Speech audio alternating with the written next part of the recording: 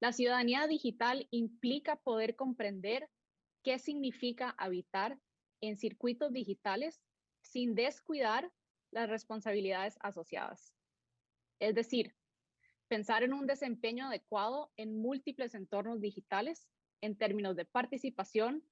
respeto, intercambio, colaboración y convivencia con otros. Contamos con la participación de la licenciada Micaela Sánchez Malcolm, actual secretaria de Innovación, investigadora y docente. Ella coordinó el proyecto de firma digital y gestión digital de expedientes judiciales en el Consejo de Magistratura de la Ciudad Autónoma de Buenos Aires. Quiero empezar con una pregunta para la licenciada Micaela. Micaela, ¿cuál es el aporte que puede tener el concepto de la ciudadanía digital en el desarrollo de políticas de innovación y cómo deberían articularse esas políticas con otras, como las educativas, las de desarrollo, trabajo, entre otras? Bueno, primero que nada, gracias por la presentación, por la invitación y un saludo a todos y todas quienes conforman este panel. En función de la consulta que da inicio a esta charla, creería que la importancia del concepto de ciudadanía radica en el reconocimiento de derechos que involucra el propio concepto de ciudadanía. Tal vez históricamente los ciudadanos y las ciudadanas eran quienes eran sujetos de derecho, en la medida en que nuevas generaciones de derechos se incorporaban como parte de la convivencia política y social. Y en ese contexto, esta idea, este concepto de ciudadanía, adquiere y va mutando y va adquiriendo nuevas cualidades. En ese sentido, hoy por hoy, el concepto de ciudadanía digital está absolutamente relacionado con los derechos que se denominan de cuarta generación, porque comprende este concepto de ciudadanía digital, aunque no se agota en temas que son absolutamente actuales en la agenda de las problemáticas de las sociedades de la información. Estamos pensando en la agenda del desarrollo tecnológico, el acceso digital, el habeas data, la protección de datos personales, la inclusión digital, la inclusión financiera, entre muchos otros. Ahora bien, ni el concepto de ciudadanía, ni los derechos y obligaciones que comprende son estáticos, ¿no? En realidad, este concepto del cual venimos hablando ahora se da producto de conquistas, de debates, de discusiones, de derechos que van modificándose, y esto implica necesariamente que estemos hablando de construcciones sociales. En este sentido, el concepto de ciudadanía digital, el concepto de ciudadanía en general, está siempre enmarcado en una acción política, en una acción social. Ahora bien, pensemos que el reclamo y el paulatino reconocimiento de derechos directamente vinculados a la transformación digital ya tiene muchos antecedentes en distintos países de nuestra región latinoamericana. Sin embargo, tal vez es hoy, habiendo transcurrido más de un año en un contexto de pandemia y más de un año de diferentes niveles de aislamiento, de distanciamiento, de recuperación, de retrocesos, con la pandemia COVID-19, el objetivo de universalizar el acceso a las tecnologías de la información y la comunicación se hizo evidente para muchos países que tal vez hasta entonces no habían incorporado la cuestión del acceso, la cuestión de las tecnologías de la información y la comunicación, la cuestión de la conectividad en la agenda concreta de políticas públicas. En el caso de Argentina, y en función de la segunda parte de la pregunta respecto de cómo se puede articular y de qué manera se puede llevar adelante este concepto de ciudadanía digital, tenemos antecedentes muy valiosos que marcaron una senda importante de reconocimiento del derecho a la conectividad, que data fundamentalmente de los gobiernos comprendidos entre 2003 y 2015.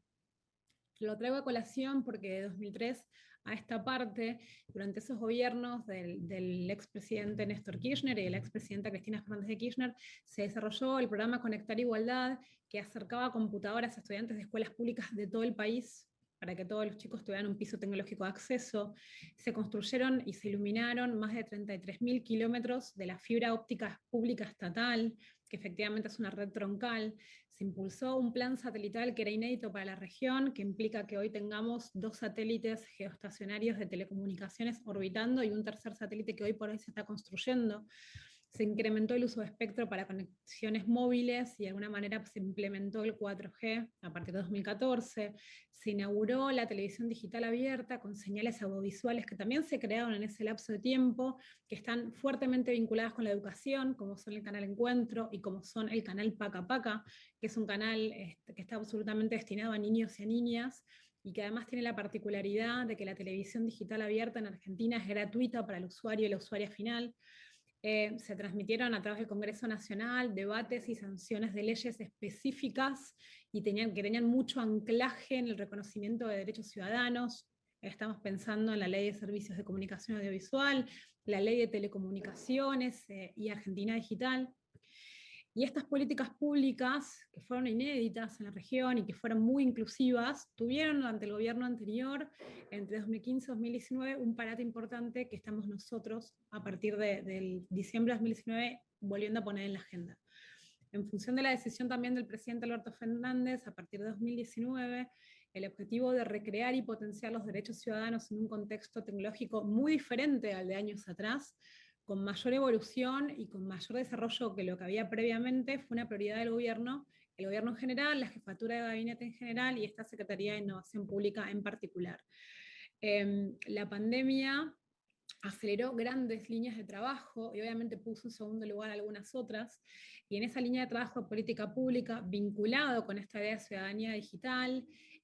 la conectividad realmente se vuelve una puerta de acceso a otros derechos, se convierte en un derecho esencial, fundamentalmente para los sectores que por razones socioeconómicas, geográficas, de género o de edad carecen de recursos y de acceso para conectarse a la red o para, por ejemplo, adquirir un dispositivo.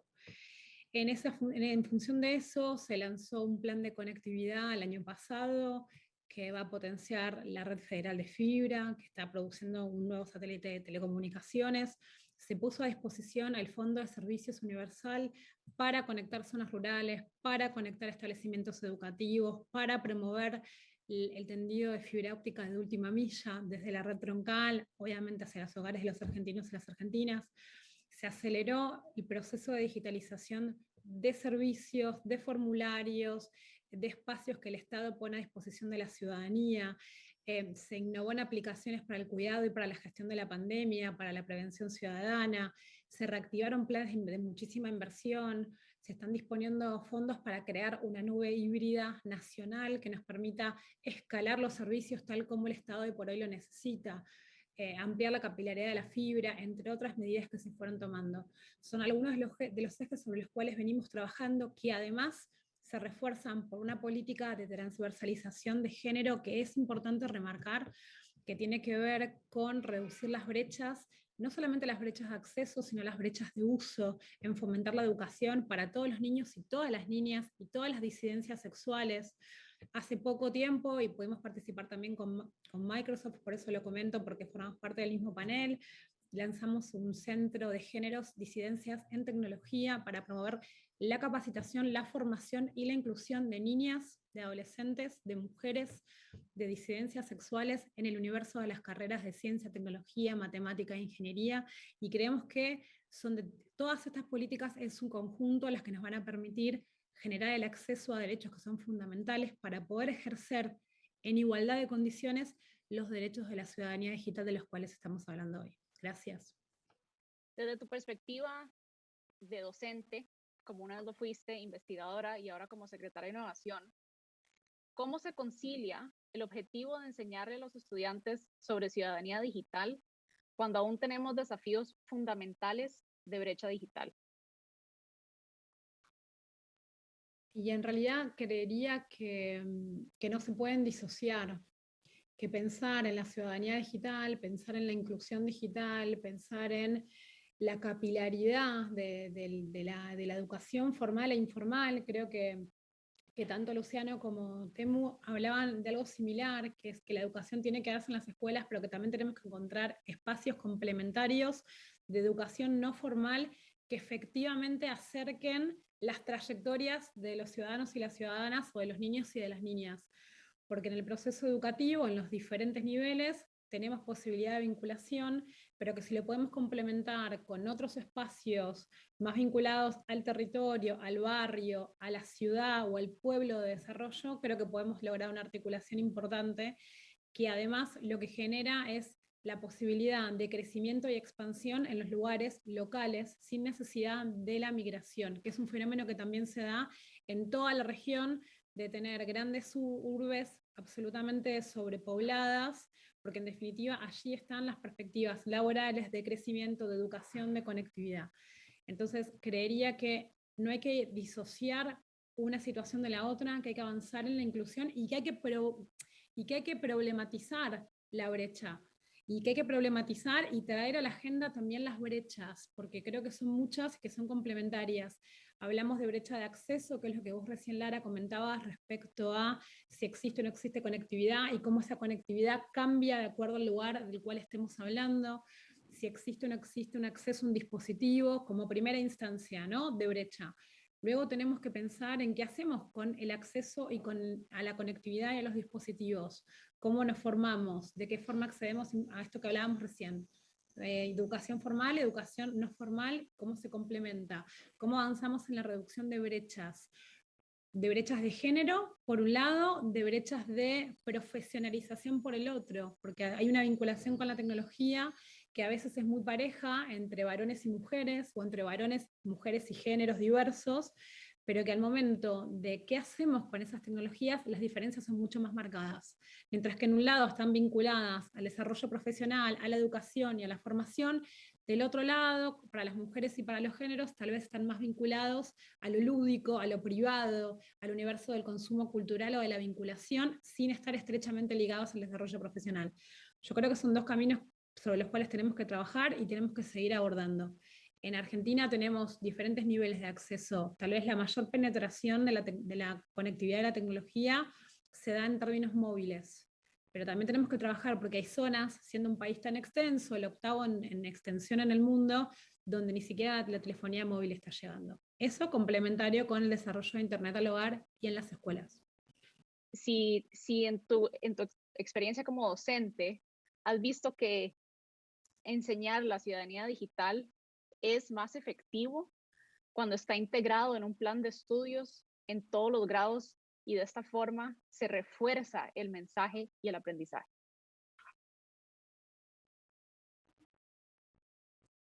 Ahí habilité el micrófono. Bueno, a priori, como a partir de mi experiencia docente, creería que indefectiblemente el análisis de los procesos digitales, entendidos como una conjunción de actores en determinado universo y con intereses que se van conformando de forma oscilante, digo, recién también lo comentaba Luciano, estamos obligados a una articulación público-privada y en esa articulación público-privada también tenemos tensiones y distensiones, ¿no?, en esa construcción y en ese abordaje. Con lo cual te diría que el debate, el análisis y la construcción de un concepto tan complejo y tan evolucionado como la ciudadanía digital es fundamental que se trabaje y que se aborde académicamente y que se aborde en instancias de educación formal. Creo que así como estamos habituados y habituadas a reconocer cuáles son los debates en torno a la República, en torno a las divisiones de poderes, en torno a las tensiones que se dan vinculadas con las tomas de decisión públicas, las tomas de decisión privadas, y esta cuestión de individual versus colectivo, colectivo versus individual, o individual y colectivo, tienen que darse también en torno a lo que es el devenir de la ciudadanía digital, por todas las implicancias que tiene el concepto de ciudadanía digital, que un poco las abordábamos al principio, que están vinculados con saberes, que están vinculados con derechos, que está vinculado con los datos personales, con la protección de los datos personales, con generar condiciones equilibradas de acceso y de vinculación con las tecnologías. Entonces creería que todo eso tiene que necesariamente formar parte de un esquema que va evolucionando de acuerdo a la instancia educativa, pero que son problemáticas que hay que traer a la agenda educativa y que hay que también llevar a la agenda pública, que no puede quedar solamente el debate en una esfera vinculada a la agenda política o a la agenda empresaria, porque efectivamente tenemos intereses, o a la agenda académica. Tenemos que llevarlo un poco más allá y que esto forme parte también del erario público. Muchas gracias. Micaela, tengo una pregunta de la audiencia que no sé si tienes el dato, pero habías mencionado sobre el proyecto que se presentó en la televisión argentina y preguntan si sabes de casualidad si este proyecto existe en Brasil. Nos comentan porque esta persona de la audiencia reconoce que hay estudios que muestran que el uso de la televisión es en realidad mucho mayor que el uso de otras tecnologías. Entonces, tienen curiosidad de saber si este proyecto existe o no en Brasil. ¿Lo sabes? Realmente no lo sé. Creería sí que por lo menos en Argentina se da una situación bastante particular que tiene que ver, también lo retomo respecto a lo que decía Luciano recién, de la utilización del espectro para otros fines. El espectro es un recurso que es finito y que hoy por hoy en Argentina todavía se utiliza muchísimo para la televisión analógica. Nosotros estamos avanzando en un proceso de apagón analógico, que ¿qué nos va a permitir? Cuando disponibilicemos espectro que será utilizado para la televisión analógica, lo podamos utilizar para otros servicios de conectividad o incluso para sumar señales de televisión digital. En ese contexto, los servicios de televisión digital, hoy por hoy en Argentina, enmarcados dentro de lo que es televisión digital abierta, son servicios gratuitos que se dan en todos los lugares donde tiene llegada. La llegada del servicio se da a través de dos vías, a través de antenas que están distribuidas en el territorio y a través de servicios satelitales que se dan con estos satélites de geoestacionarios de telecomunicaciones de los que yo hablaba al principio, que forman parte de la flota nacional de satélites. Con lo cual es un caso bastante particular lo que ocurre aquí en Argentina y está enmarcado en el desarrollo de infraestructura, de satélites, de contenidos y de proliferación de las instancias de difusión y de recepción de esos contenidos. Con lo cual, no sé qué ocurre en Brasil, pero implica un proceso bastante más amplio que solamente emitir señales de televisión digital. Por eso me tomé el tiempito para tratar de contextualizar un poco más de qué se trata. Perfecto, muchas gracias por proveer toda esa información.